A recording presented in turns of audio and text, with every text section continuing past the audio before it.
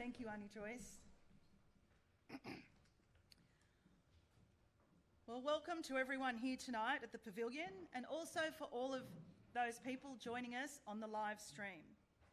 Before we begin, it is important that as per COVID regulations, if we please ensure to respect social distancing rules, ensure that you stay in your seats for the duration of tonight's meeting, and at the end, we're unable to gather into small groups, so if we could follow those rules, that would be fantastic.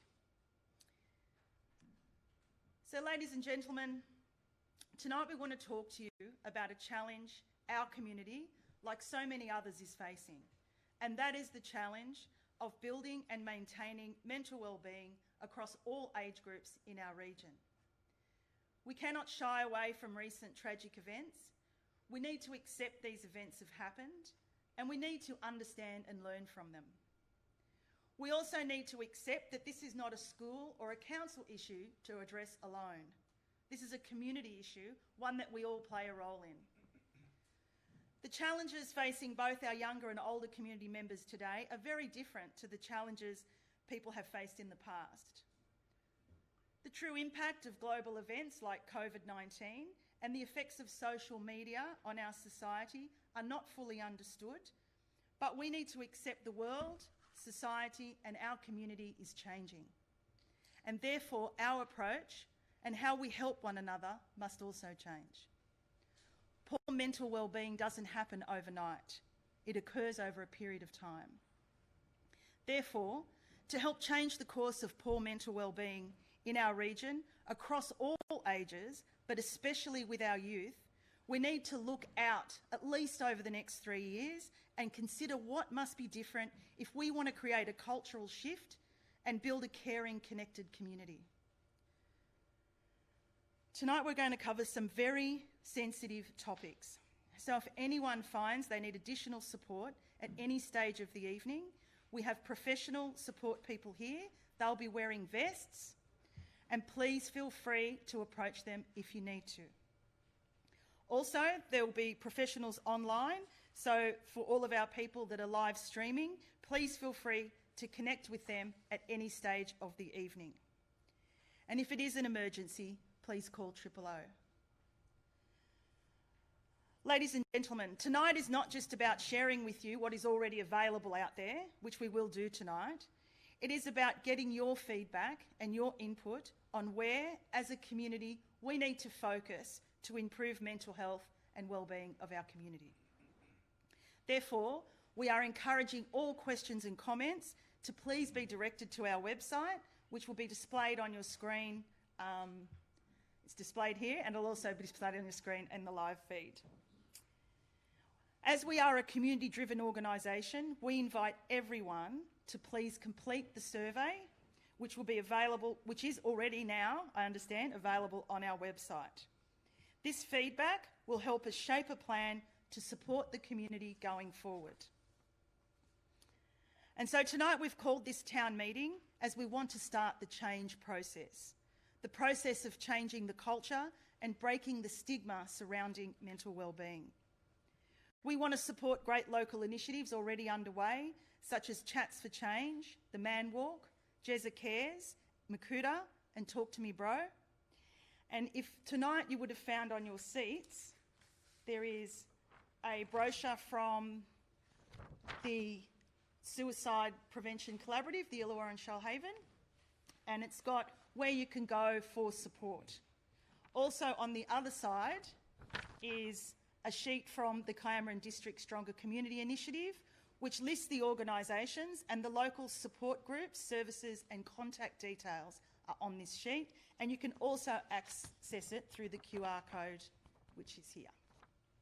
So if you need to look at that afterwards, if you need to find out any initiatives and get in touch with people, that's a fantastic sheet to have. We want to share with the broader community and recognise the work that's already underway across our schools, council and community groups and sporting clubs that help make a difference to mental health and wellbeing of our community. We also want to invite every one of you to participate in building a caring and connected community by supporting the Kiama and District Stronger Community Initiative. To help us achieve this tonight, we have an expert panel who have generously provided their time to give us, the community, the information we need to move forward and connect with services that further support each other. Our first presenter tonight is Maggie Dent. Maggie is one of Australia's favourite parenting authors and is commonly known as the Queen of Common Sense. Maggie has just released her new book titled From Boys to Men, and Maggie is the proud mother of 4 sons and lives in Gerringong. Please welcome Maggie.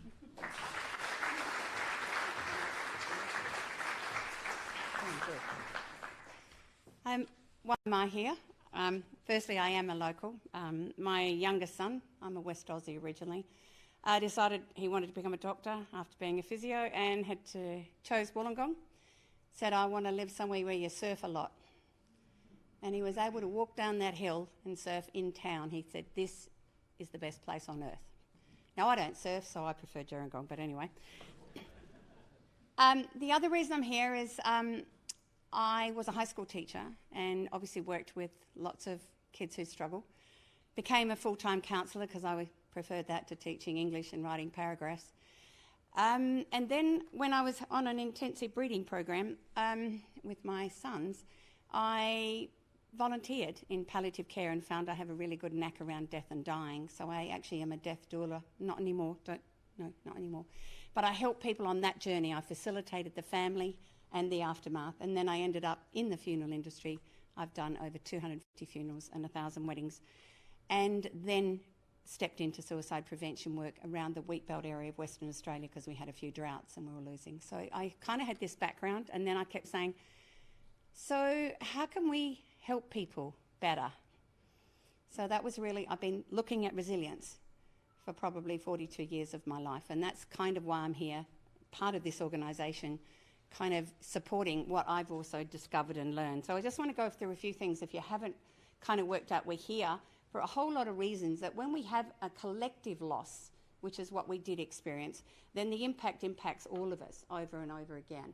So it's that sort of thing that we were starting to sense around here, a lot of people struggling, and collectively we all get impacted by what's happening in our community. And I think that sense of, what do we do? How can we get out of this? How can we move forward? And I'm very, very glad that we've all come together to look at, not do we recover. I'm going to tell you now that you will recover. Absolutely, humans are wired to recover, but recover and move forward in a positive way, or recover and hang on by the fingernails on a cliff. So that's what resilience really is also about. So we wanted to tackle this sense of uncertainty, and that's why we started to gather together. And we wanted to gather together to bring the whole community together. And we wanted it from all sorts of levels, from the grassroots right up to our council. So again, when we feel powerless, we need to do something. And that was one of the things that we started to do with Jezza Cares in Gerringong while we painted the town yellow. Because what happened is an accident of yellow, as you know, the entire yellow ribbon around the old oak tree. Yellow's a symbol of hope. And once that started, then what happened that came out from that was that we had groups that were making bombs and pom-poms and crocheting, and people were cutting things and making masks, and all of a sudden everyone got busy doing stuff that took them out of hopelessness and despair. And what has happened as a consequence is that people stop in that town and say, why is everything yellow? Why got yellow ribbons everywhere? So we are now part of a conversation that's not just about Gerringong and the community around it. It's about anybody who drops in and asks, why have you got so much yellow around? So we become part of the solution. That's that definition of resilience again. It's not something we're all born with, and I'm going to tell you, you're much more resilient after a full night's sleep. If you've got children who wake you up all night, or you've got something worrying you, you're not as resilient the next day, are you? You want to flip a bird at someone who cuts in front of you because you're not quite as resilient, so just keep that in mind. So it is our ability to survive and adapt when bad things happen. And bad things happen to good people. It just is how life is if it hasn't. And underneath this is this wonderful lady who attended her conferences overseas. She writes that really we recover with ordinary magic rather than giant, great big programs that will fix everything. It's little incremental steps that happen from within our community, from the people, the resources in our community, the systems in our community, and the stronger that they are linked together, the faster we recover. So that's kind of what really started to drive all of us to come together and say, what can we do, not only to prevent, but to lift awareness and educate, and also make our communities stronger, more caring places. Simple stuff, really. So we know that this is what we're looking towards. We're on our journey to recovery. So I want to talk again, it's the collective. I think you might have noticed that when we're all in lockdown, how important those teddy bears were in the windows for a lot of us, or the footpath artwork that was done with chalk. They gave hope. They was something that wasn't us all in a dark place. They lifted the light. And a huge focus of this is how do we put light into dark places, whether that is in the dark minds that some of us can struggle. And come on, we all have days like that. So the other thing about creating this plan for action, we didn't want it to be those of us who are experts, those of us who work in this area, to suddenly go, oh, let's do this and fix Kiama and its surrounding communities. We wanted this to be something that comes right down from the grassroots. We want to hear from our young people. We want to hear from our elderly. We want to hear from the people who aren't attached to one of our clubs, who don't go walking. Whatever it is, we want to hear from those to see where are the gaps so that we can attend to those gaps and actually fix them. And then underneath that, I can't tell you how incredibly important this whole science of hope is. That a lot of people think it's a fluffy thing, and I can tell you now it is the thing that activates us to heal and recover. And that's really what I want to every one of us to walk out of here tonight with, just a sense of hope that Kiama and this beautiful surrounding area are now on a journey of not only recovering, but setting ourselves up to protect every single one of us so that we can all thrive and be happy and wear a lot of yellow. So again, I want you to say that's not a fluffy thing. And that's why when you look at all these beautiful things that have happened over the last few months, that we've now got, well, heaps of men walking, which is wonderful. It's got to get my good bloke there, don't we, Steve? Next week. And the very fact that just even that simple idea with Jezza Cares, where we suddenly had all sorts of people wanting to make masks. But the beautiful thing was when it went into one of the high schools and the kids were then talking about why they were making them. So the conversation suddenly became about them doing something as well. So this is a call for us all, basically, to dig within us and see what can I do to make a difference, not just to me, my family, my neighbours, my football club, my knitting group. What do we do to make this area the most amazing, fabulous place to live that's safe for every single one of us? So I think I'm done. Too late.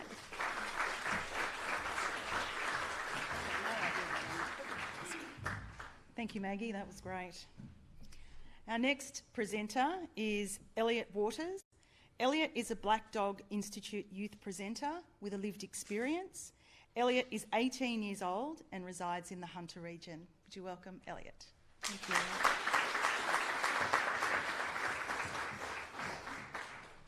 Hello everyone, how are we?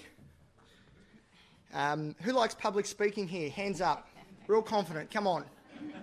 All right, all the ones that love it are obviously at home watching on their computers, that's good. Well, my hand is not shooting up because I can't stand it. It is the worst thing in the world. And no, that's pretty good. My hand is not shaking that much, so that's good. And there's a few reasons why I don't like public speaking. When I go through my various diagnoses that I have at the moment, it might become a bit clearer as to why that might be.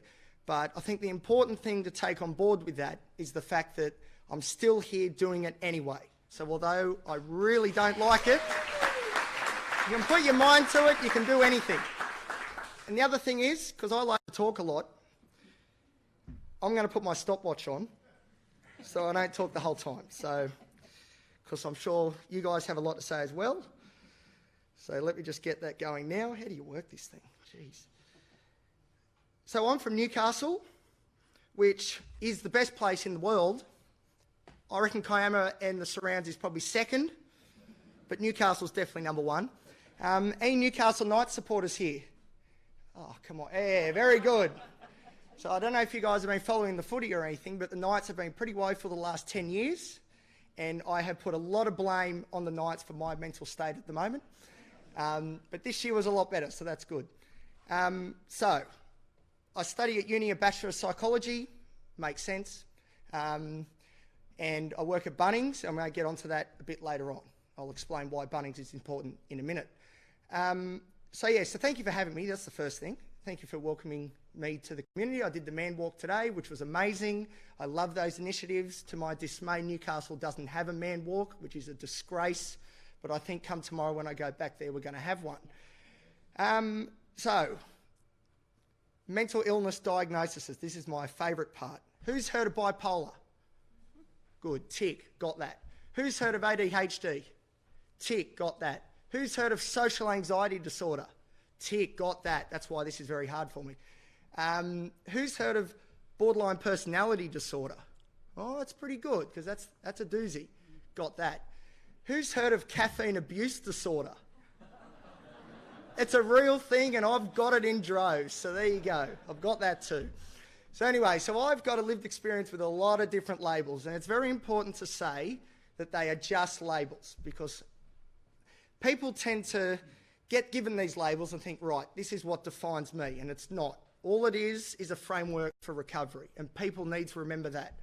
So all these labels do is say, right, there's research here for this diagnosis, this is the best treatment, we're going to go with this, and that might give us some good results. And I think that's important to say, because a lot of people really get worried about these diagnoses, and that's why they don't see doctors, because they think it's going to turn their lives upside down, and that is not true, because I've got heaps of them.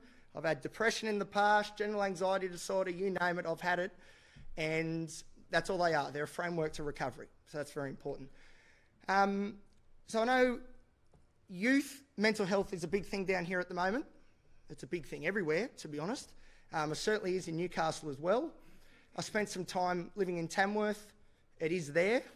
I've spent some time in the UK. It's massive over there too. So this is a big, big issue in all of our communities. And that's not to diminish the importance of what's going on down here, definitely not. But this is definitely a collective sort of revolution in some ways that we need to take hold of and try and change things. And I know we can do it. You look at COVID and how everyone's got on, or most people have got on board with that. And there's a very singular focus in trying to defeat the COVID disease.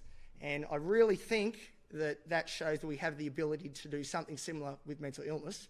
So that's what I'm hoping will happen eventually.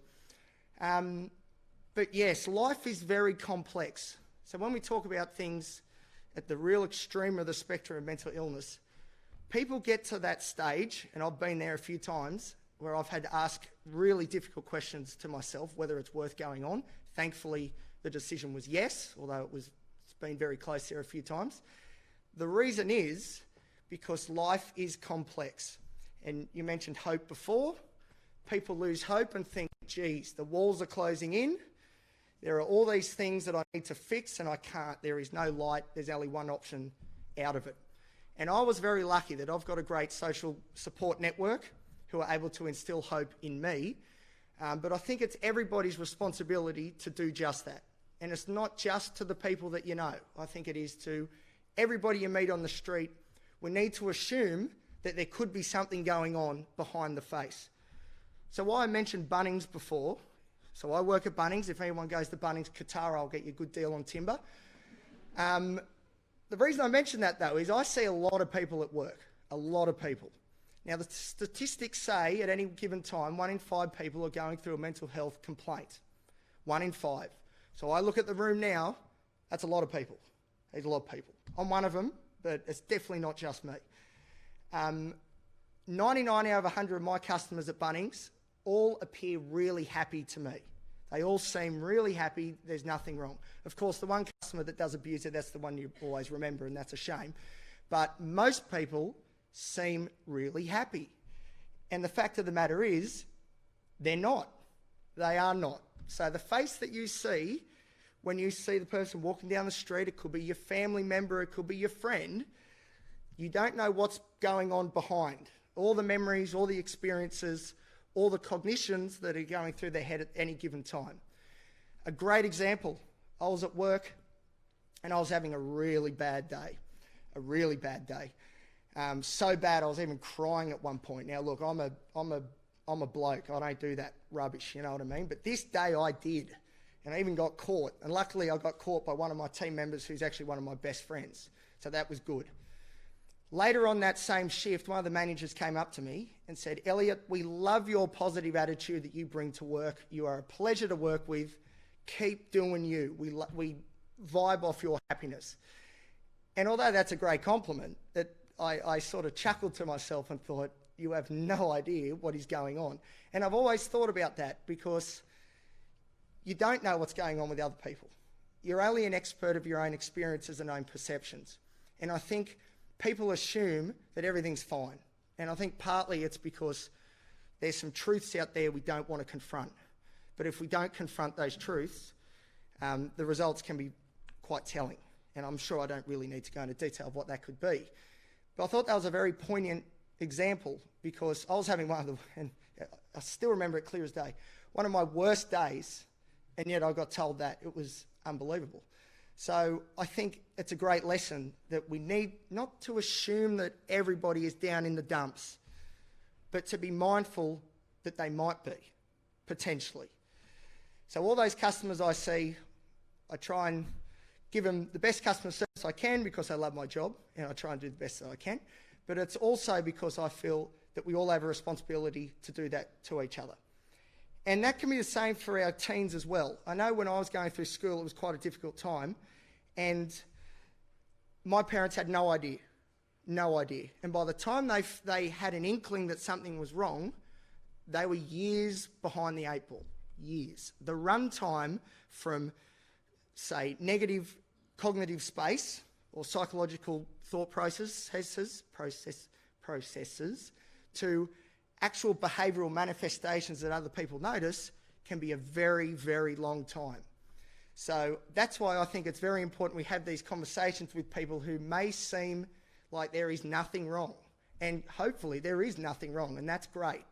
But there might be. So I think if we really get this dialogue opened and talk to all those around us so that we break down this stigma that it's some big scary conversation you've got to have, I think that would be a really great thing. Get in there early and we just talk about really openly. It took a long time with my family to do that, but I'm glad that we have now, and things have improved exponentially for me. And as I said before, we are an expert of our own experience, and no one else knows us like we do. So we all know if you need help, you should see a doctor or a psychologist or talk to a friend, and that's great. But sometimes the experience isn't in line with what you need, and usually you can sense that.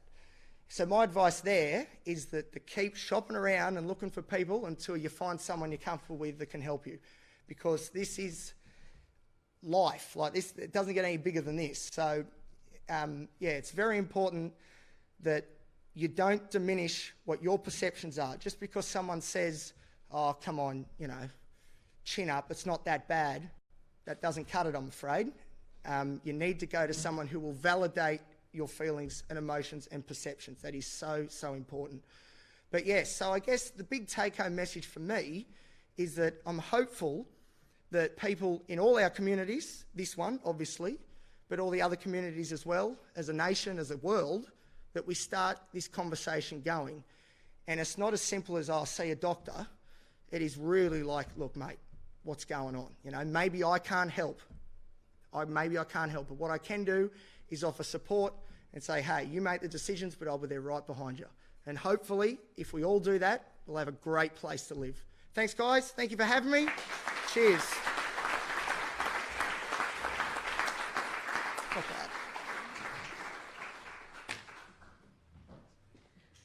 Thank you, Elliot. Thanks for sharing that. That was amazing. Our next speaker is Dr. Monty Badami. He is an anthropologist and founder of Habitus. He designs and delivers workshops that help people put more meaning and joy back into their lives. Dr. Badami is also a local resident of Kiama. Would you please welcome Dr. Badami?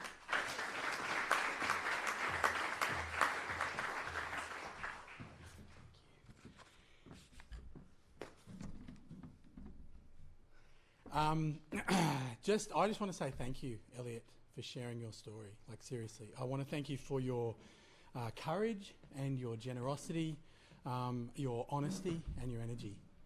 I didn't put my hand up when you asked, but I'm one of those people that loves public speaking. But I'm really, yeah. But I'm really scared right now. Sorry, is that okay? Yep. Hold it. I love public speaking, but I'm really scared right now. And the reason why I'm scared is because I'm standing in front of my very own community. My name is Monty. I'm here because I'm a youth worker. I'm a counsellor. I've worked in community development in local government. I've studied psychology. I've studied philosophy. I'm an anthropologist. For those of you that don't know what anthropology is, basically we study humans. So I'm fascinated by humans, what it means to be human, what it means to be human in all its shapes and forms, from how we've evolved to be this physical species that we see before us, this flawed physical species, to how we've evolved to be able to migrate to nearly every square inch of the earth and not just survive but thrive. And thrive not because we've done the same things in all of those different places, but thrive because we've done things differently. Thrive because we've had the opportunity to stop and reflect and make sense of, and try to make sense of who we are and why we're here and what's the point of life. So I'm interested in how we've communicated that with other people, how we've communicated that between groups and within groups, and how we've been able to come up with new ways of being in the world to deal with the challenges that life has thrown up against us. The way that we've been able to innovate in order to survive, the way that we've been able to retain those innovations through culture and community, and how we've been able to pass those on to generations that come after us. I'm particularly, so the work that I've done has been a lot with Indigenous communities in South India. I work explicitly with an Indigenous community who were slaves until quite recently. And so, this is a group of people who were incredibly marginalised, a group who suffer from a range of issues, mental health, violence, substance use, depression, high rates of suicide. And so that's what I've done a lot of my academic study on. And what I learnt from living with those people was the importance of culture and community and connection in helping us to remain resilient and to survive through life's challenges. I've been a lecturer for 10 years at university. I had the privilege to work in the schools in this area, in the primary school and in the high school, running emotional intelligence programs, social skills, resilience programs. I tend to work with the bad boys, Ruth, is that what we would ordinarily call them? The troubled kids, the kids that people tend, the kids that just need a bit of attention. I love them. I love working with them. I work with families. I run rites of passage camps for adolescents and parents as we try to make sense of what it means to be an adult, what it means to be a man, creating relationships between parents and kids, running camps for primary school kids so that we can start that conversation early. And I work with communities, so I do consultation, trying to nurture healthy, safe and inclusive cultural change in schools, communities and organisations. But that's not what makes me an expert. As an anthropologist, I know it's not the bloke in the lofty tower that is the expert. In fact, you're the experts. You're the experts because you have an experience. You know your experience. You're the experts of your experience. I think that's what was said before. As an anthropologist, I know that it's the community that has the answers. The community knows what it needs. So I need to be very clear. The reason why I'm here and the thing that gives me a level of expertise is the fact that I'm a community member. It's the fact that I'm a human being who struggled with my own mental health, my own substance use and my own experience of suicide. So I grew up in an abusive household. My father was emotionally and physically abusive. I grew up at a time when racism was pretty full on, when I was struggling with what it meant to be a man. And so I started self-medicating at the age of 13 to numb the pain. And I failed my HSC. I kept engaging in very destructive behaviours. I was headed down a very dangerous path until, it got to the point where I was living in the streets, I was living in the bush, and my friends, my best friends, the few friends that I hadn't pushed away from me, They found me and they rescued me and they saved me after I tried to take my own life. They admitted me to a psychiatric hospital, and I would like to say that that's where everything changed and everything got better. But the truth is that that's where the real hard work began. Excuse me.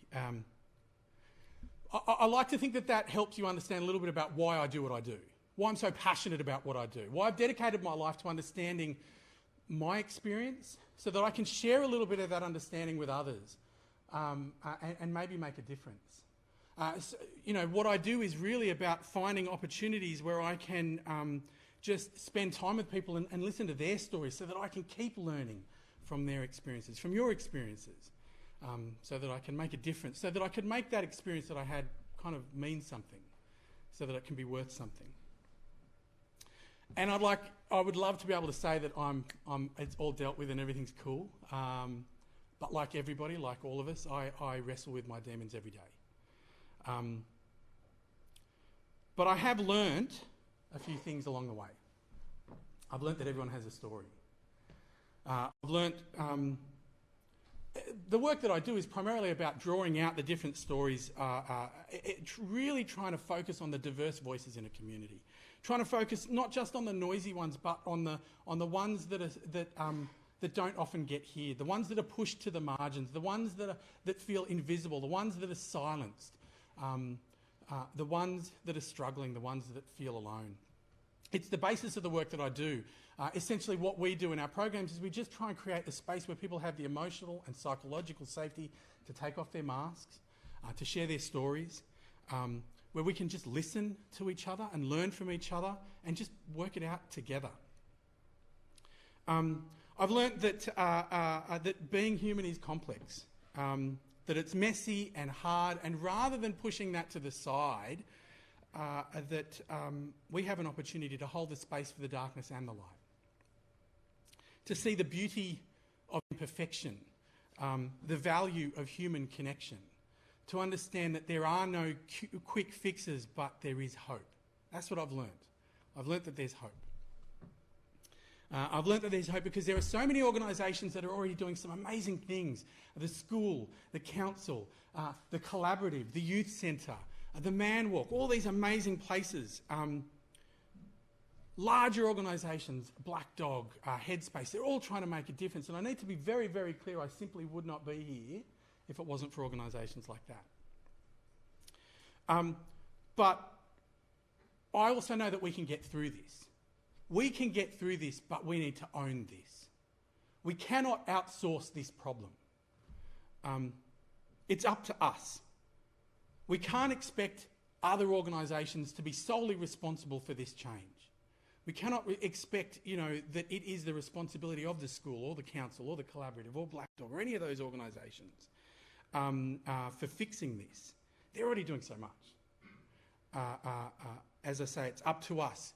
And we have an opportunity to come together as a community, to make sense of this together as a community, to be part of the solution, to make a difference. And I believe that we can.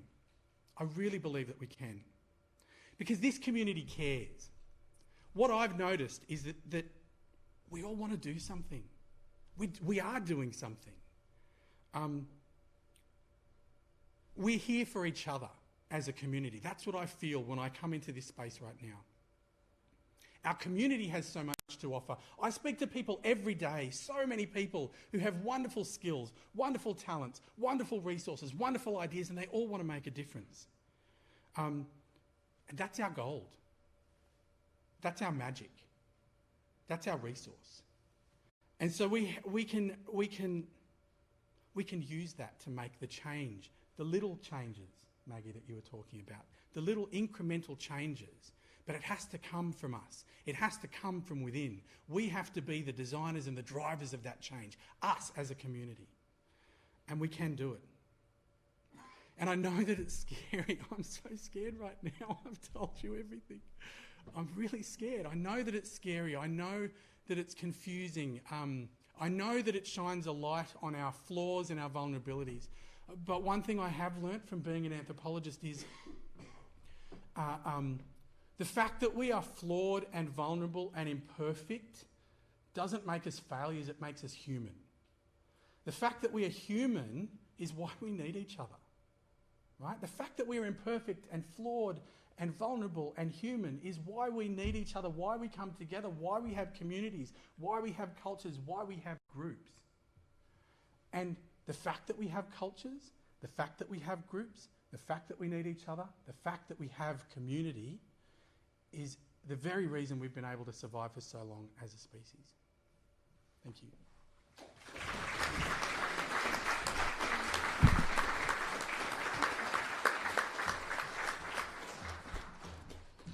Thank you, Monty and Elliot. I know, Monty, that was very difficult for you, and I want to thank everyone here tonight for creating that safe space where those stories could be shared. So thank you both very much. Our next presenter is Linda Livingston. Linda is an executive member of the Illawarra and Shoalhaven Suicide Prevention Collaborative. The collaborative is a group of over 40 local groups and individuals who have come together across the region to reduce suicide deaths and attempts in the Illawarra-Shoalhaven region in the last 5 years. So I'd like to hand it over to Linda to give us an update on initiatives coming out of the collaborative. Thank you.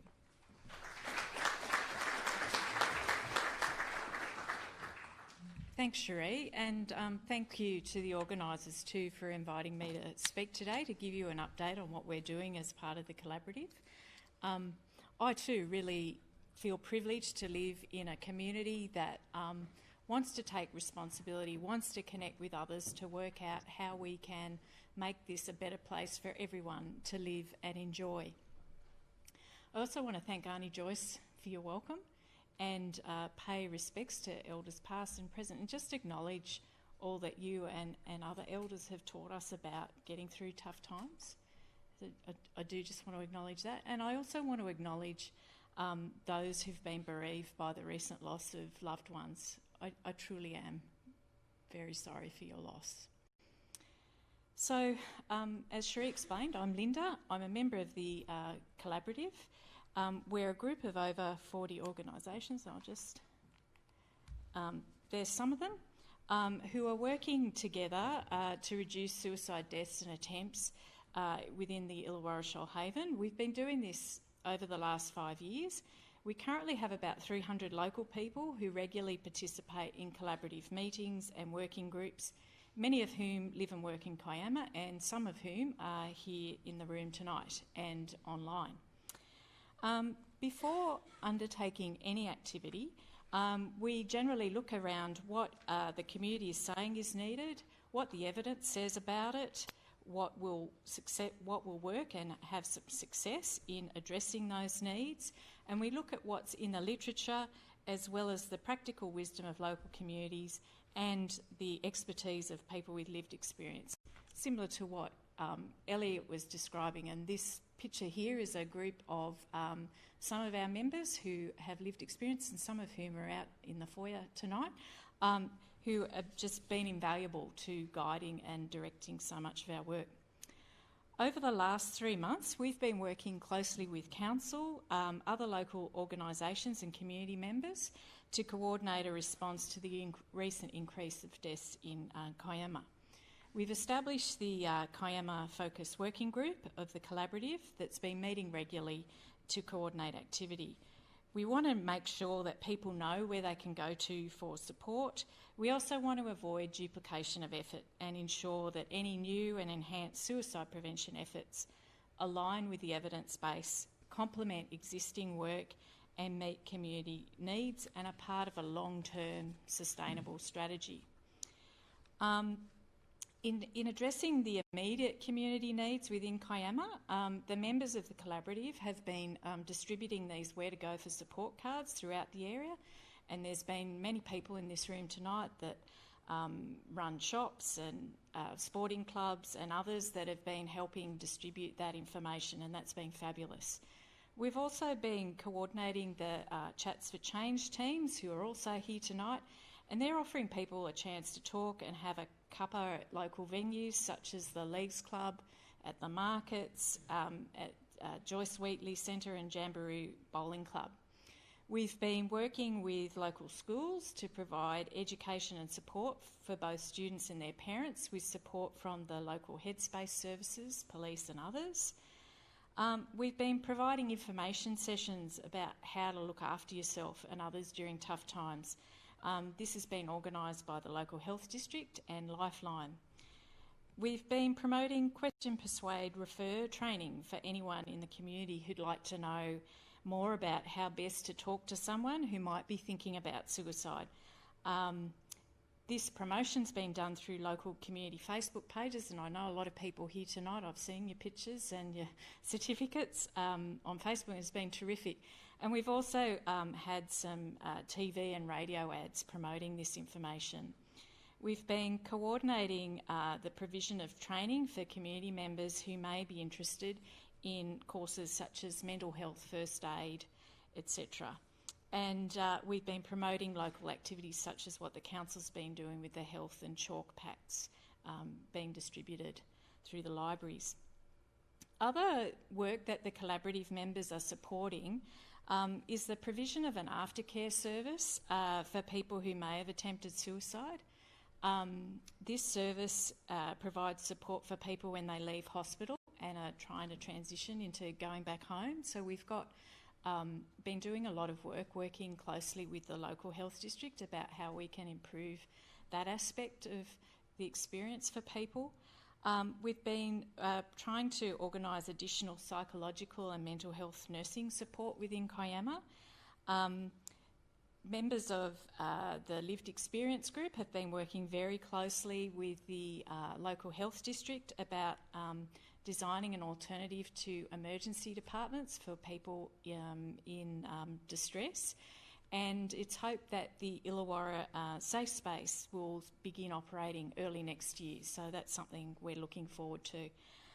We've been involved in training health professionals in advanced suicide prevention. Over the last couple of years, we've been coordinating the provision of youth-aware mental health training in schools for all Year 9 students across the region. We're also in the process of developing and providing resources for families grieving the loss of a family member through suicide. So again, members from our Lived Experience Group have been working on doing some video vignettes, some stories about their experience that they can then share with other families to help get them through that difficult time. So in terms of what you can do to help, there's just some suggestions up there. Just really encourage people, if you're unsure what to do, there's that sheet that Cherie drew attention to at the beginning, the where to go for support. So either seek support for yourself or encourage those that you're concerned about to follow up with the support. Look after yourselves. We've gone through a pretty tough time, and it takes a long time to come to terms with some of the grief that we've all experienced. So it's really important we look after ourselves if we want to be able to care for others. There's also opportunities to do the QPR training, which, as I say, I know many of you have done, and just promote those messages of hope and help seeking that we've heard Monty, Maggie and Elliot talk about. So that's really all I wanted to say tonight. If you want any more information, feel free to get in touch via our website. We've got a email address there, and I'm sorry I left the phone number off, but we have a phone number which is 1300 069 002. Thank you.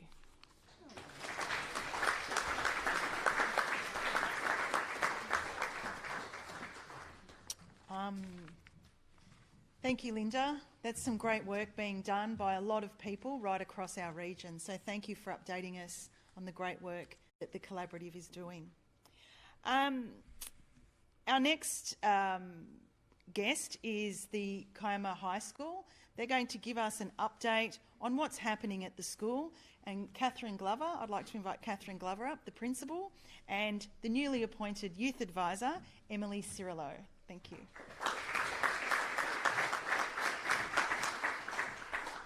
Thanks, Cherie.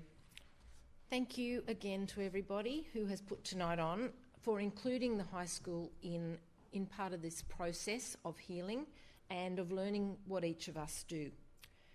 I think the high school is a central part of the Kiama community. We need to be open, we need to share, and sometimes teenagers, the kids that we deal with from 12 to 18, don't always go home and share with their families the great things that we do as part of what we do for their formative years to help them. Our job is to teach. We have subjects, we have the HSC about to start next week. We have lots of information out there about what we do with our teaching. But it's not just about content. Wellbeing is paramount. Kids can't learn if they aren't cared for, looked after, if they don't feel like they're coming to a safe space at school. And it can be very tricky because they're adolescents. Something that I brought along tonight is a leaflet, and it's out there because of COVID. You need to take your own. But it's a leaflet about what we do at Kiama High School. It's a page that gives us a brief overview, and then the following pages outline all the wellbeing initiatives that we run every year, year in, year out, and how we support our students and how we try and help them navigate that journey. As I said before, it's what we do. This information is available on our website. I'm really trying to encourage people to go to the Kiama High School website, and we're putting together now an alumni page. So keep an eye out if you are a former Kiama High School student, because I think being a big part of the community, we need to share more with the community, and there may be many people out there who can contribute and can also give back to their school, a place that they feel very fondly about. So please take one of these leaflets when you leave to take your time to read through what we do at the high school. Out on that table there's also another leaflet about mental health first aid. And I would like to hand over now to Emily. Emily Cirillo is our new Student Support Officer. The Department of Education has rolled out student support officers across the state. We're into phase 1, and fortunately Kiama High School was the beneficiary of a stage 1 rollout. So Emily joined us in July this year. She's very new, but she's hit the ground running. She has been accepted by staff members at the school and by students. You can just see the way that she's been integrated in to our community, that she is a truly great resource. And I want her to explain what she's been able to do since July coming to our school in regards to mental health first aid. Thank you.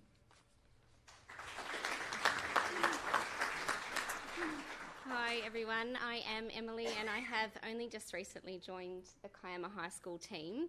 I moved with my family from Dubbo at the start of this year, and I've just been blown away by how welcoming the community is and how the collective goodwill, every single person I've spoken to and met with has been so encouraging and collective in their want to move forward.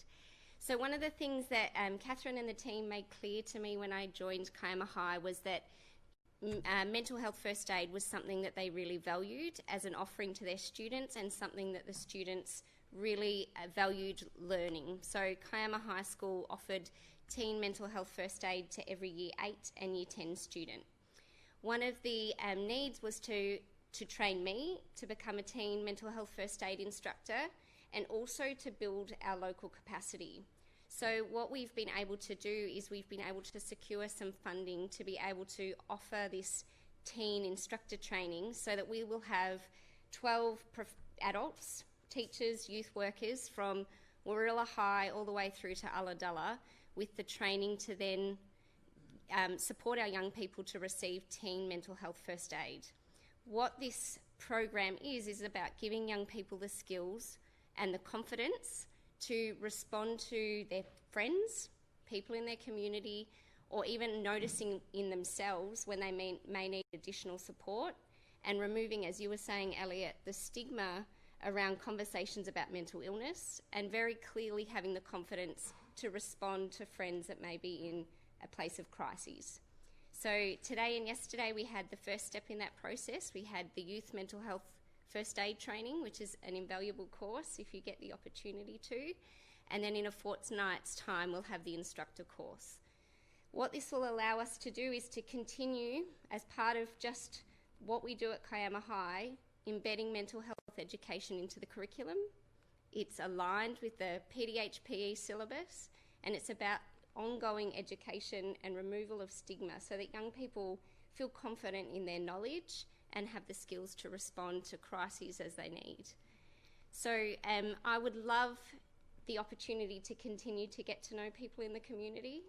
My role is a wellbeing role and looking at how we improve the wellbeing experience for all young people at Kiama High School. So if you have thoughts, suggestions, ideas, please feel free to approach me, email me, call, whatever it might be. I'm more than happy to have those conversations. So thank you.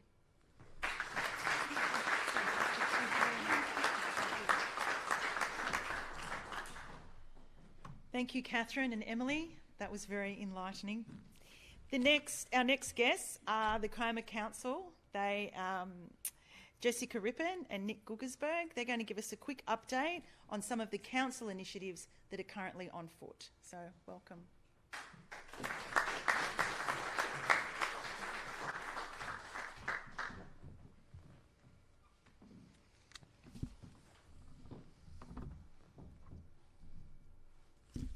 Hi all. Well, firstly, I'd like to thank you very much for having me, and I'm not sure how many of you do know me directly. My name's Jessica Rippon.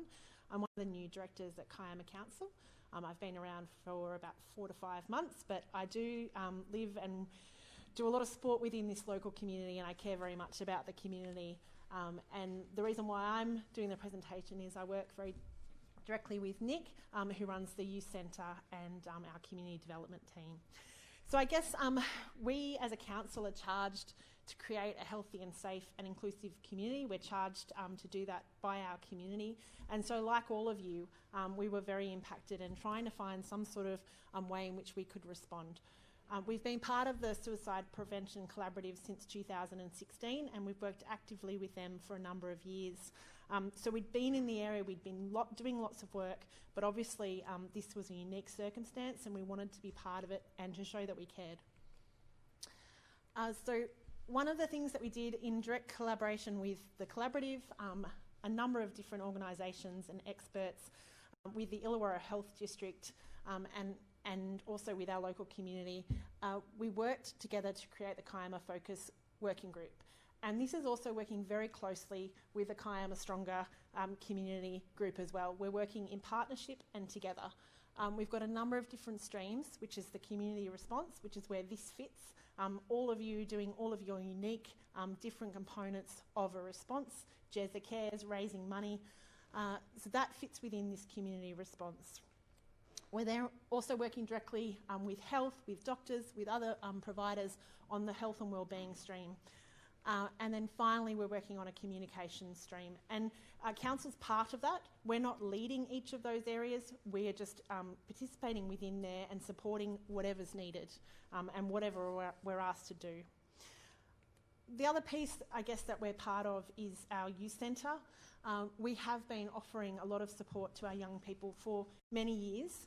And certainly our focus has been on giving young people the knowledge and skills to make a positive life and health choices. And certainly we're being used. So the 1,000 drop-in visits have been for the first quarter of the year, and we had to close under public health order, and we still had 123 young people knock on our door, and we still served them.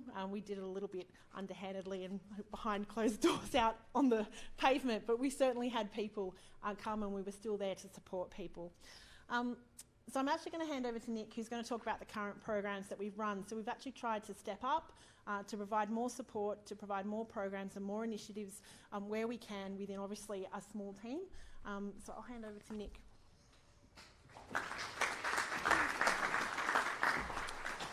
Thanks, Jessica.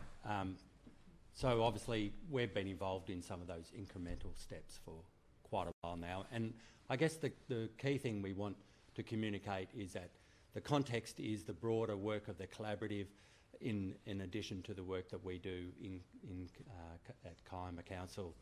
And so there's sustainability in the work that we're doing, but of course there's been things that we've done in response to the incidences of increased suicide. So initially in the first response, after the first death of the first young person, our youth service worked with Headspace to develop Kiama-focused material to distribute amongst those young people to try and encourage that help-seeking behaviour and support from Headspace. Headspace pivoted and prioritised young people from Kiama to get referrals straight through to getting that support without any wait period. So they were fantastic in their response. We obviously set up the pop-up youth centre down in Gerringong as well, trying to make access to the young people in Gerringong, giving them that priority access.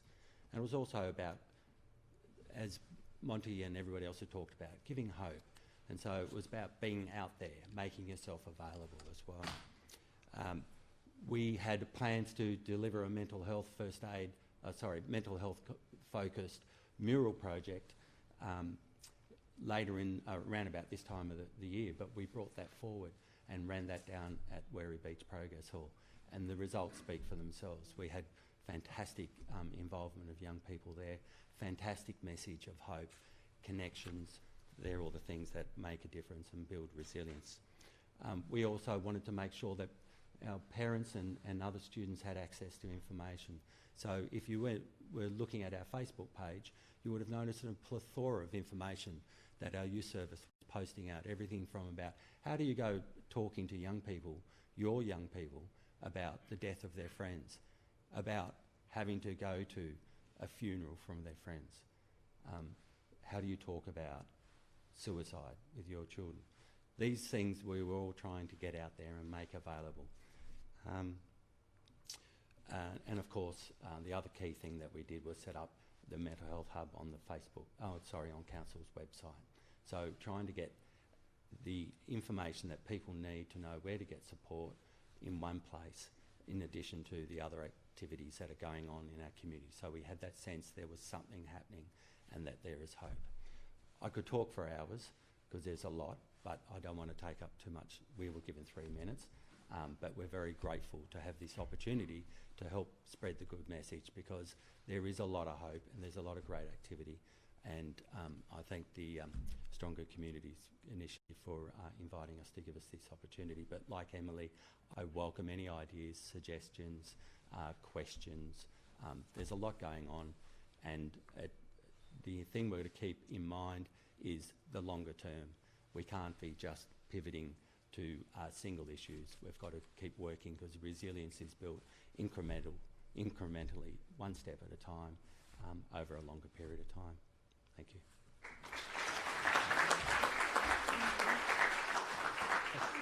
That's great.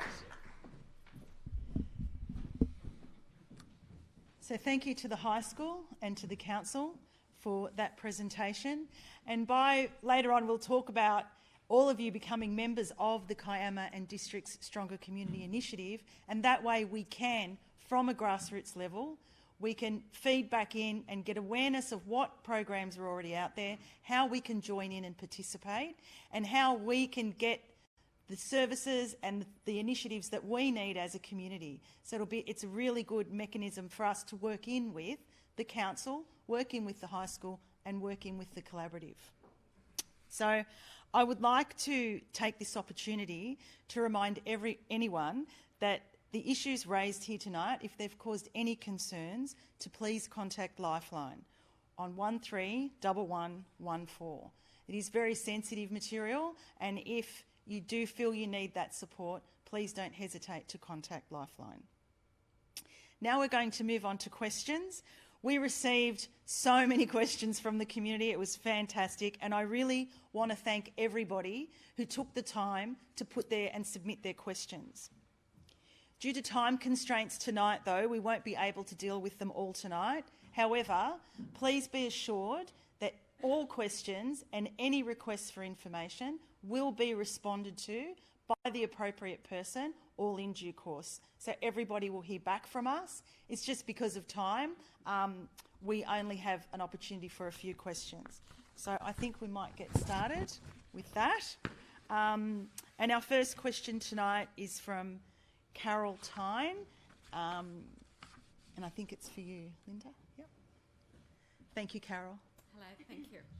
My question tonight is one that means a lot to myself, but the main part of it being is, what strategy do you have to provide assistance when the person or persons won't acknowledge that they have an issue and are not willing to discuss with any doctor or professional? I might give you this. You could just pass it around because I can. There we go. Thanks, Carol, for your question, and I think it's one many of us often find we're asking ourselves. And the best answer I can give you, and there may be others that could provide a better answer, but I just think that you as the person who cares about that person, get advice and talk to someone to get the support you need to keep supporting that other person, and just keep trying to engage with them yourself, because there's clearly a level of trust with you, or you've got contact with that person, and so it's about getting yourself supported to be able to provide that support if they're reluctant to get it from anyone else. And so just about building that trust, keeping the doors of communication open. I spoke earlier about that question, persuade, refer training, and often that can help with some really good suggestions around conversation starters there to get people to talk in more detail. You could talk to your GP about how to... Been there, done that. Right. So I'm happy to discuss later, but it has been a huge issue. Yeah. And, you know, it really is about sustaining the relationship, keeping those doors open. And if the situation gets to be an emergency, it's about ringing 999. Can I interject? Yeah, of course. The reason I want to interject is because I was that person until very, very recently. I was that person. There was nothing wrong. You know, people were suggesting that there could have been, and that just meant my walls went straight up. There's a theory in psychology, Carl Rogers brought this to vogue, I suppose, that it's person-centred care. And all good health professionals should be engaged with that sort of thinking, which is essentially you don't lead the person, you walk next to the person. Because I think all of us sitting here right now could very easily write a list of things they're doing in their lives right now which are not helpful and are making things difficult. So most people deep down know that there's something wrong that needs addressing, but it's about getting the strength to be able to acknowledge it, because once you acknowledge it, that can open a can of worms. And for some people, and this was definitely me, it took a long time to get to that point. So I know a lot of my family tried to forcibly, in some ways, get me to do certain initiatives to try and help my mental health. What worked for me, and this is going to be a bit frustrating to hear, I know, but this is just from my experience, was time. And it took me a while to sort of come to terms with what was going on. But at the same time, I did a lot of research in the end on my own, and that is where some of my friends were helpful. So they knew that throwing information at me would not work, but they knew that I liked researching things on my own. So they sort of hinted that, oh, you could check out a website like, I don't know, blackdog.org.au, for example, that has some great resources.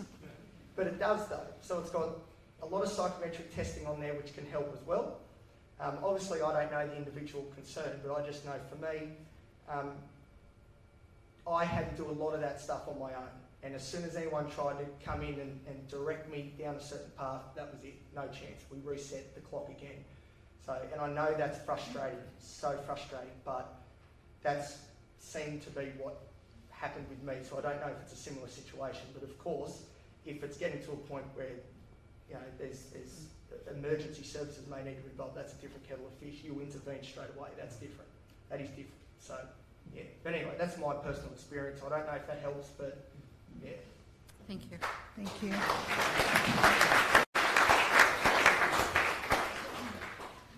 And our next question is that on? Yep. And our next question is from someone who wanted to remain anonymous. And so Bob Henderson has kindly volunteered to ask the question on their behalf. Thank you. I'll direct this question to Maggie. As parents of teenage sons, recent events have very much struck a chord with us. Our question is, how do you help a teenager who is struggling in front of your eyes, exhibiting behaviours such as extreme self-harm and drug and alcohol abuse? 3 visits in an ambulance to hospital have provided us with some access to services, but the young person refuses to engage with anyone, and then we just get told they can't help us. How do we help individuals who are in such a dark place that they cannot engage with anyone? All right, so that's it's something that we hear an awful lot. That what you were just saying, Elliot, is this wall of denial, particularly for boys, is that I'm fine, everyone else has got the problem. And when they've got these things going on, even though you've had 3 trips, yep, there's still a part of them that does not really want to engage, because guess what, if I actually really start talking to a professional, then I'm going to realise that I really am, like, sick. So it's a really big class, and I think that you gave some great tips then, Elliot, thank you for that. My suggestion is that in that process, we know that some of our services, we actually are underfunded, desperately underfunded, and I think the collaborative would agree with us there that there just are not enough professionals at the moment for our young people. I'm a huge advocate for getting more pastoral care into our school systems as well, instead of just our teachers having to hold up the, yep, and it's lovely that we've got some more SSOs, but that's only 450 out of 5,000 schools we've got in New South Wales, so we've got a long way to go for that. Okay, so if I was going to try and convince a young boy that they could benefit from that, I would probably need to make sure that the way that I communicate with the young boy is a way that they are prepared, that isn't the way that we'd normally talk to most normal people. You cannot talk to them when they've got a phone in their hand, they've just got out of bed, they're hungry, they've come home from school, they've got chores to do, they've just lost their game on Fortnite. In other words, you've got to really pick a time to have that conversation. One of the best things we know with boys is they're really threatened by eyeball-to-eyeball conversations again, which is what we want to do if we want to do an intervention. It's our natural tendency as a parent to stand in front. So my suggestion around that one too, if you've got the timing right, is to have movement, like if you can take them for a walk, if you are active or something, you might go for a surf and it's on the way home in the car. It's the car conversations. I'm just a bit worried about you.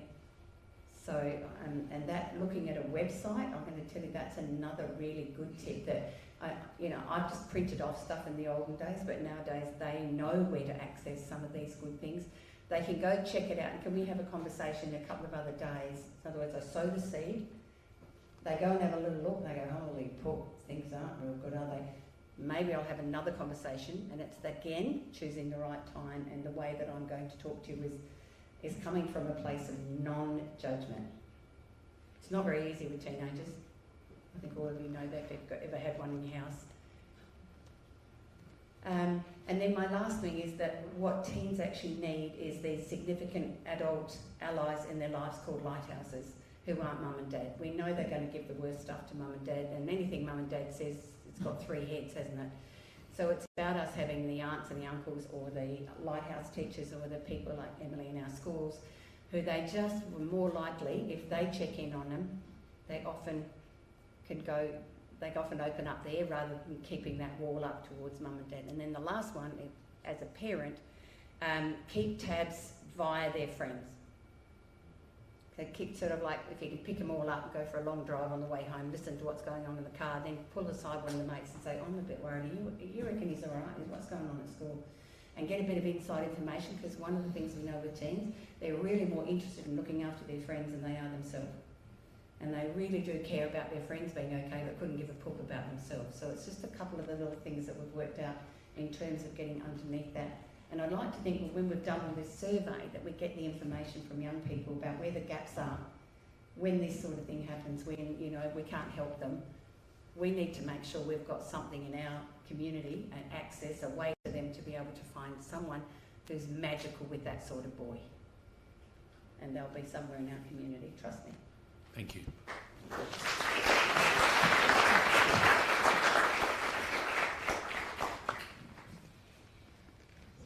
Our next question is from Robin Lanham in Kiama, and it's going to be asked tonight because Robin is streaming from home, so hello Robin, and it's going to be asked by Jolie Robson.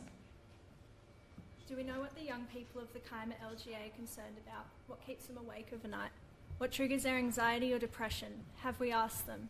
Are there issues specific to this area? Are we seen as a conservative community? There's a lot in that question, Jolie. I'm not going to claim to have the answers. What I do know is that right now the young people are telling us something pretty bloody important, and we need to listen.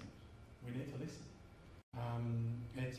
It's a challenging message. It's a powerful message, and you know, my professional experience with suicide, mental health, substance use, etc., is that we often think that that's the problem, but more often than not, that's the symptom of a deeper problem, a deeper social disease or social disruption or social problem. And so, you know, as I said before, I appreciate that you're the experts.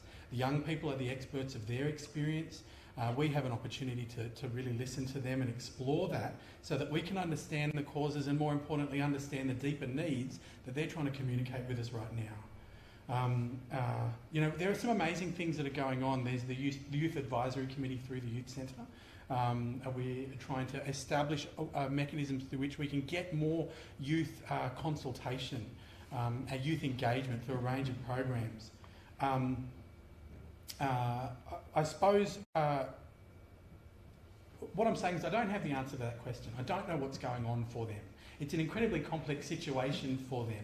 And I think, you know, there are organisations that have current extensive contact with those young people, the schools, the youth centres. So if you know, we need to ask the young people, we need to ask Emily, we need to ask Mel, we need to ask the people that are working with them closely.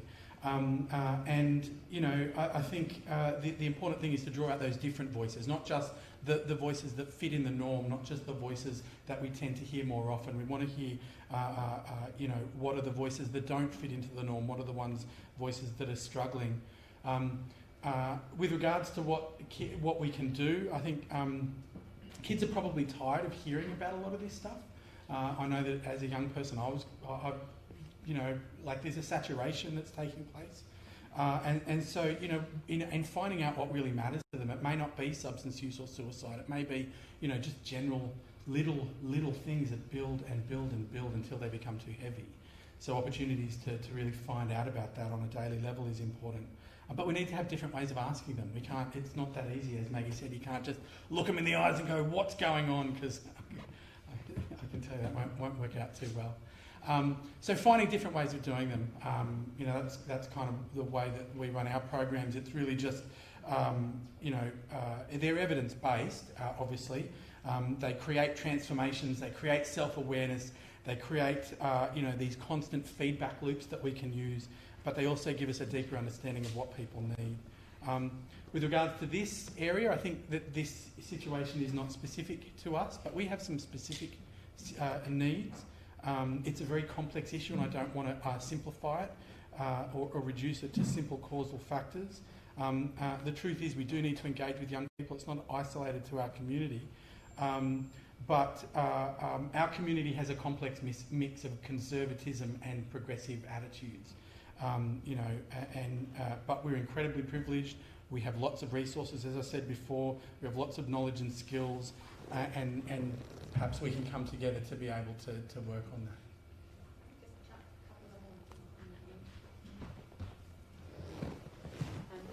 I did a recent survey with the book I've just written, and it was 900 teenage boys, 12 to 18, and their concerns were really very profound. They do worry about our planet, they worry about our world, they worry they'll ever be able to own their own home, given what's changed in our world.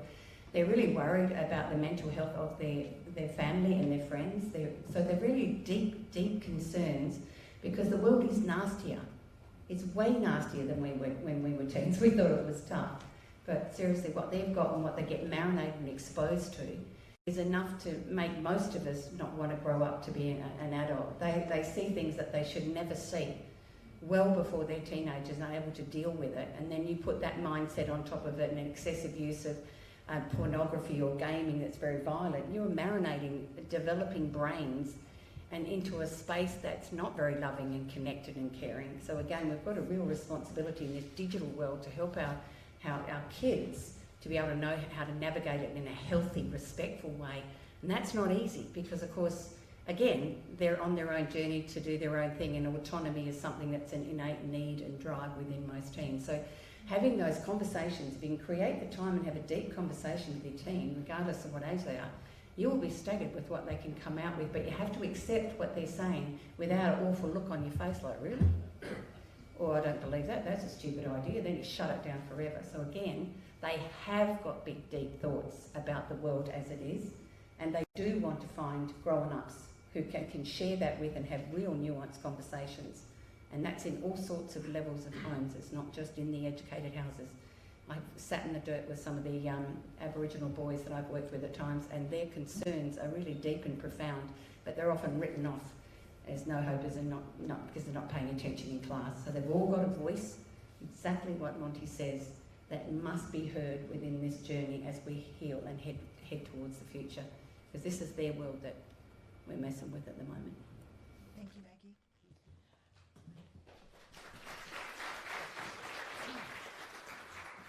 Our next question is from Brooke, and it's directed to Linda.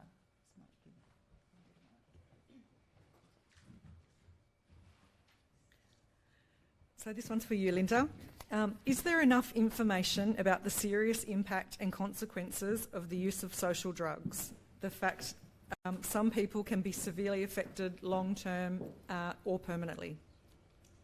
Thanks, Brooke.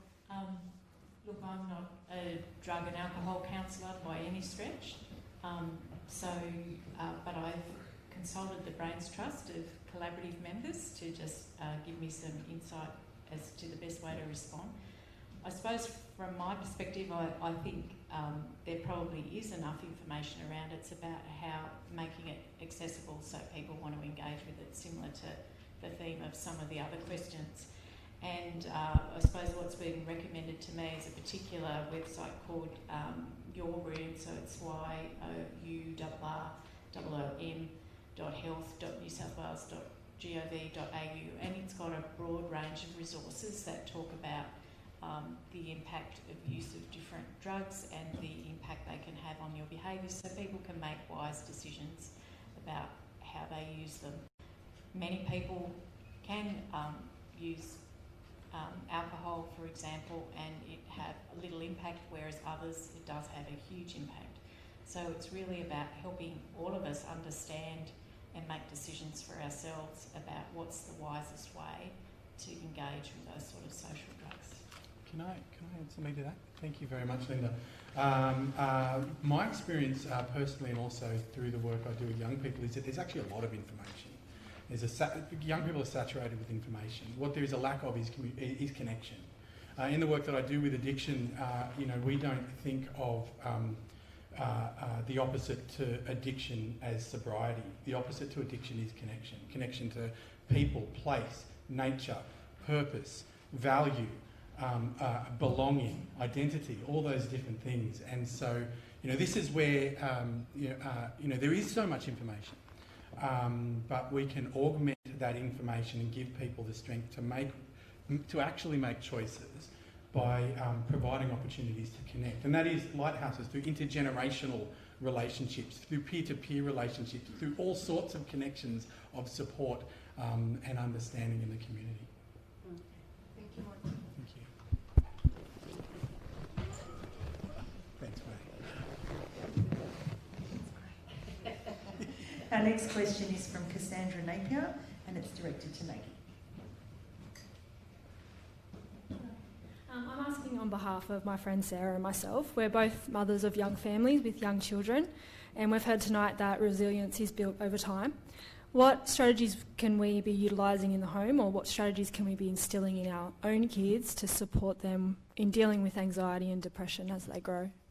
What a fabulous question. I have written a whole book on it, but I'll condense it. number one thing that actually builds us to be capable, resilient adults later is exactly what Monty said before, is a firm, strong basis of connected, loving relationships as early as possible, whether that's parents, grandparents, which I'm doing right now at the moment, or neighbours. So in other words, that core thing, then you build on that. So I've actually got a 10 building block model that talks about how we build strengths in our children. And one of the things that we've accidentally done by being far too loving as parents is not letting them play as much, get as filthy, get dirty, eat snails, jump out of trees, fall off logs. We've been protecting them so they haven't experienced the normal bumps and bruises that actually teach them through their own experience, that sometimes we make poor choices that hurt, that we might rethink next time, because we're always like, don't do that because you might hurt yourself. So that's sort of a thing. And also we change the rules on Pass the Parcel. It's got to go back to only one winner.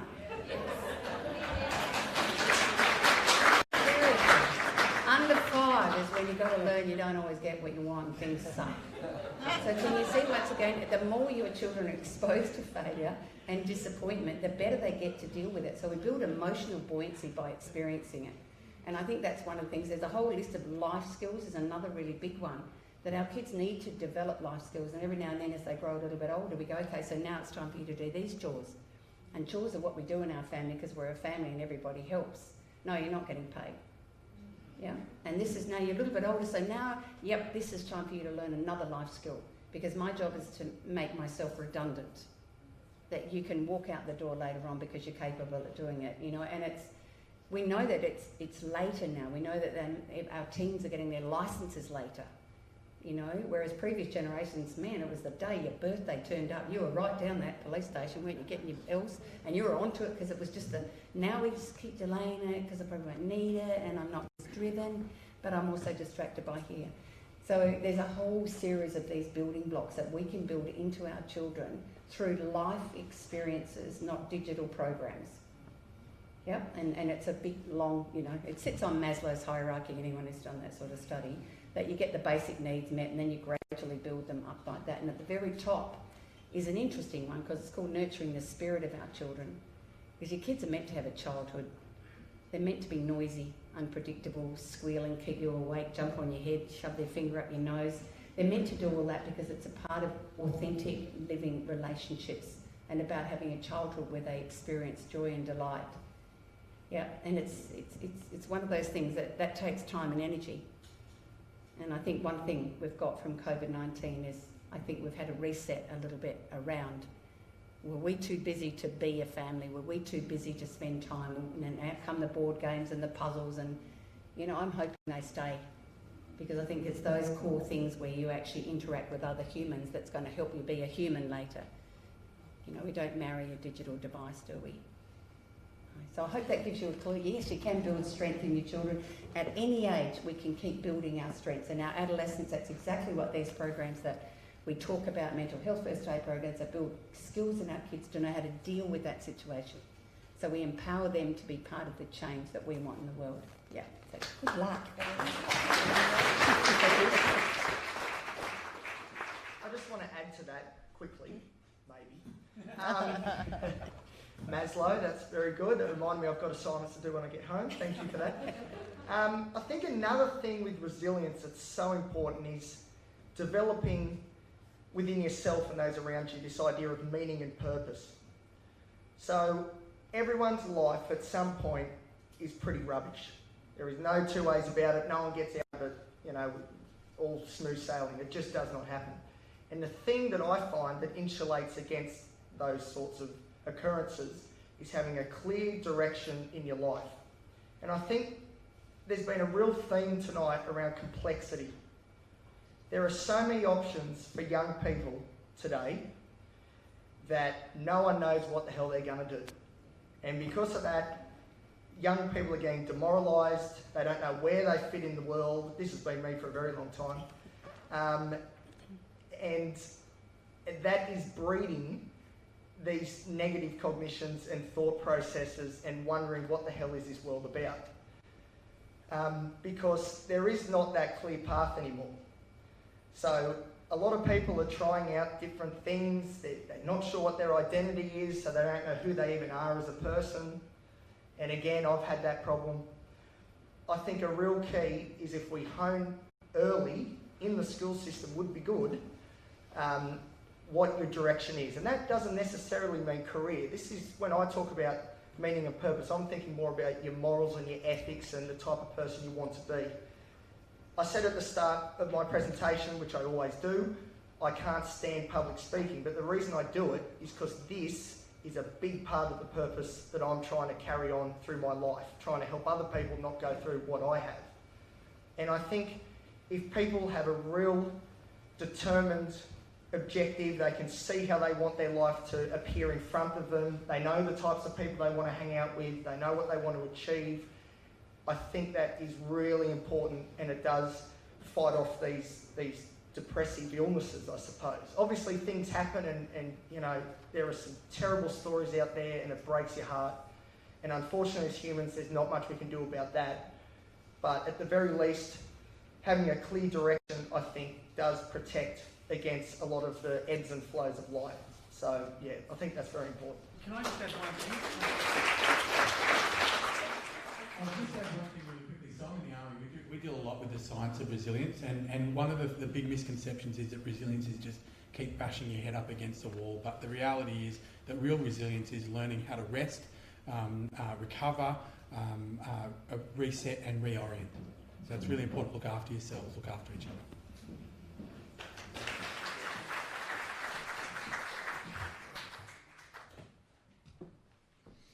And our final question for tonight is from Peter Warboys, and it's directed to Maggie and Monty.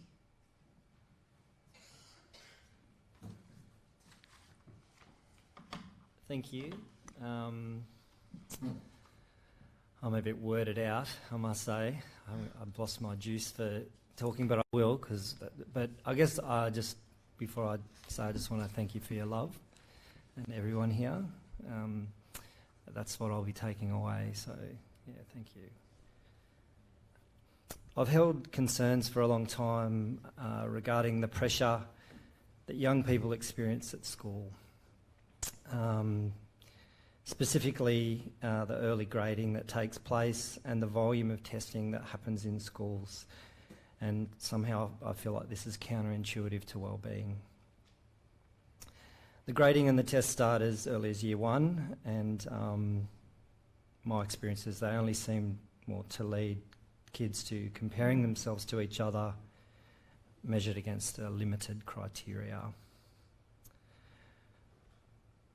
So I don't know if it's so much of a question, but I'm confused. On one hand, the school system has policies and programs to address mental health, so there's some really great initiatives going on. But on the other hand, if you get a C, I'm not going to tell mum and dad about that. And so it's like there's this authoritarian, trusting body, the institution, the education system. I mean, it goes bigger, but if I was a parent putting stress on my child and then giving them medicine for that stress, it just seems really kind of I think I'd grow up pretty confused. So I don't really have a question, but I guess I see you nodding, Maggie, so I'd love to hear what you've got to say. Thank you. Yeah, and Monty. Peter, thanks for the question. I think it's a really important question. I think you may have noticed your picture up on one of the slides before. You've been to one of my camps. You know that that's a big part of what we do is celebrating the gifts of the individual rather than focusing on the achievements alone, and really seeing their beauty and supporting that and nurturing that and checking in on that and remembering what really matters when we're dealing not just with our kids but with the other people in our community. So I want to thank you because it's such an important thing to raise. And I think that the issue is that there is so much complexity. There are so many competing ideas and confusing things that not just young people but all of us have to deal with. And there's a fine balance between protecting each other from the realities of life and preparing each other for the realities of life. And I think, I teach pre-service teachers at university, I consult with schools, both public and private. There are just so many limitations on schools, especially public schools. So many restrictions and barriers, whether they be social, economic or political. But I just, some of the most amazing people in the world are teachers. And they are doing things, they are working so hard to make a difference and to really nurture the well-being and the beauty of young people in spite of those limitations and those challenges. And I don't think that they're oblivious to it. I think, like the HSC NAPLAN, it doesn't test intelligence. I failed my HSC. I wouldn't have done very well in NAPLAN. It generally tests your geographical location and level of privilege. But the teachers, amazing, the most amazing people in the world, teachers, like I use them in my programs because, and these are people that, so we don't make money off our camps. These are teachers in our community who bloody come and make pizzas for the kids on the camp, who give up their time to celebrate those beautiful aspects of young people and to bring that back in the classroom, to help give that beacon of light and beacon of hope in the midst of the reality of structural limitations and structural constraints. So we have an opportunity to kind of celebrate those efforts in our classrooms, acknowledge the things that we can control and the things that we can't in this moment, and think, well, what can we control? How can we nurture a kind of community that really fosters that value of appreciation and support and seeing each other and support and nurturing each other? And what kind of things do we need to do to make those incremental changes so that we can move towards the kind of world we want to live in? I could keep talking, but I think Maggie has something she wants to say. Thanks, Monty. I completely agree with you. So what we did is that and I stepped into a classroom 43 years ago, so it was very different to what it is now. There is no question the accountability, the endless assessments, the not only NAPAM, as I called it, which is technically NAPLAN, has basically pushed testing as the number one kind of overall priority because it's all to do with funding, all sorts of other things. So what we also know is we stole that year of 5-year-olds, where they used to probably, my boys did 4 half days and spent most of it in a sandpit. That is the first year of formalised learning that is full on, right? So we pushed it down thinking that would get us in front, and it was the worst possible decision we've ever done. Most other countries that are doing well don't do that. So again, I see, and I'm dealing all the time, which one of the most popular topics is the anxiety of little children, which we shouldn't be doing to them. I don't know how we can give that back that year. Those 4 boys of mine that did 4 half days have actually got about 9 degrees between them, so they did come good later. They did spend a lot of time in the sandpit. And I look at the other end, and so when we had time in high school before, because we weren't so driven and it wasn't quite so accountable, we had time to go and kick footies down on the oval with the kids. We had time to link our programs up so that we had a bit of a theme going through so that we'd work with the other departments. Don't do all that now, it's all very separate and at the end of the day, that impacts the capacity for us, I'm calling myself us even though I haven't been in the classroom for a while, to create the meaningful relationships that influence our capacity to absolutely educate. That you don't have as much time, there's no question. I don't know how we can undo that. And the focus is also we're kneeling at the altar of high marks, which is great for those who have got that attribute in them. And I'm going to say that what Elliot was saying, multiple intelligences, we've all got something we've come with, but our school system doesn't celebrate all of those. And that's one of the challenges we have, that I think our job is to focus back on raising kids with character, guts and grit, who are their own, happy to be about their own drum. But now we've got one size fits all, and if you don't, then that's a problem. There's no question the school system is contributing to the increasing anxiety in our children, both at the early level and also in our high school systems. And it's not the teachers' fault because they aren't the ones who mandate that. That's coming from our, hope there's no education minister in the room, but that's coming from faceless monkeys in the bureaucratic corridors of power, if I said that nicely. Thank you. Thank you.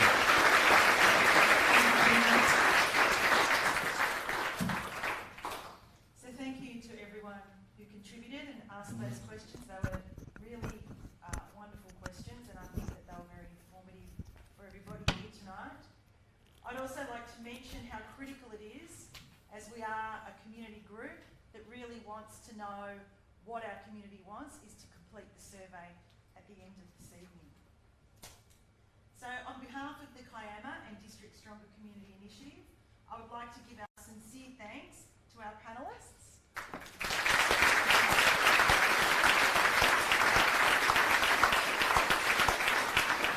Of course, to the school and the council for their contributions.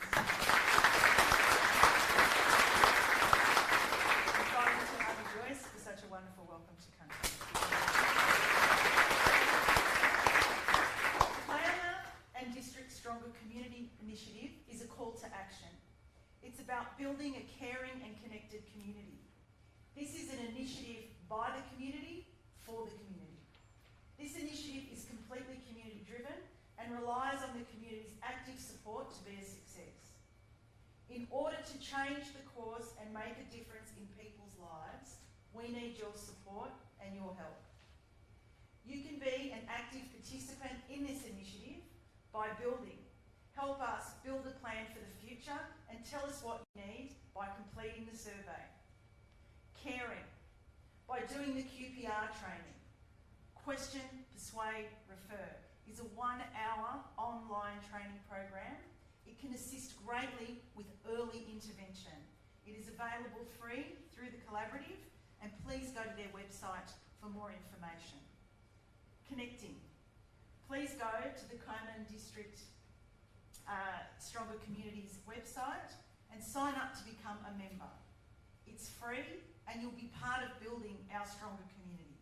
You'll be able to get access to information like tonight on what's happening, on training opportunities, and to have a voice in how we can further support the community. You can join as an organisation or an individual. And we'd like to thank the organisations that have already expressed an interest in becoming members, such as the Man Walk, Kiama Power, Jezza Cares, can't hear me? Jezza Cares, the Kiama Rugby Club, Makuta, Kiama Downs Surf Lifesaving Club, Rotary, the Kiama Lions Club, Jamboree Red Cross, Coastal Fitness Movement, and the Jamboree Music Festival. All of those organisations, and we've got many more that have also expressed their interest in getting on board. But it's also important as an individual to sign up and be a part of our initiative. Moving forward, we'll be issuing a calendar of events based on the feedback from tonight's survey. So please, we would be very grateful if you would take the time to complete it. Also tonight, I wanted to just quickly, when you go outside, there'll be some big posters on the window about some free workshops that are taking place in our community that have been organised by New South Wales Health, the Illawarra Shoalhaven Local Health District, in collaboration with Lifeline. So one is a free workshop called Taking Care of Your Mental Health. That's at Jamboree Bowling and Recreation Club. Another one is Looking After Yourself and Your Family After Adversity, and 5 Ways to Wellbeing. So if you wanted to just grab a photo of it on your way out, and please, they're free workshops and they're an opportunity to connect and an opportunity to be involved in things that help you and help the community. So thank you again for taking the time, obviously, to be here tonight. And just we look forward to your feedback and your ongoing support, all of us together as a community. And just a gentle reminder that if the issues raised here tonight have caused any concerns, please contact Lifeline on 131114.